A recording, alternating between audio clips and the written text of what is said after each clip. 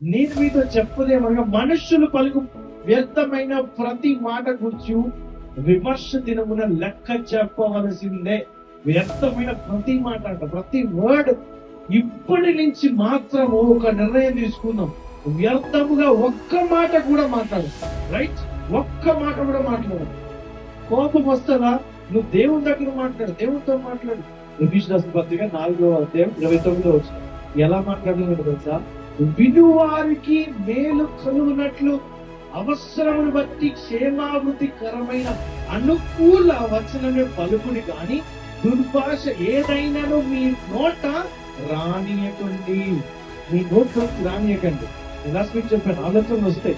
ఆలోచన రావడం common, by default గా జరుగుతుంది. దీన్ని అర్థం చేసుకోవడానికి మళ్ళీ ఒక ట్యూషన్ టీచర్ని పెట్టుకోవాల్సిన అవసరం లేదు. సింపుల్ గా డైరెక్ట్ గా మాట్లాడుతున్నాయి మనము ప్రతి వ్యర్థమైన మాట కంట లెక్క చెప్పాలి. మన నోట్లోంచి ఒక్క దుర్భాష మాట కూడా రానివద్దు. మన యొక్క మాటలు మేలుకరంగా ఉండాలి, పక్కన వారికి క్షేమావృతికరంగా ఉండాలి. అంతేగాని వారి కోపాన్ని రెచ్చగొట్టే విధంగా ఉండదు, వారి యొక్క కోపాన్ని చల్లగా తగ్గించే విధంగా ఉండాలి. హల్లెలూయా.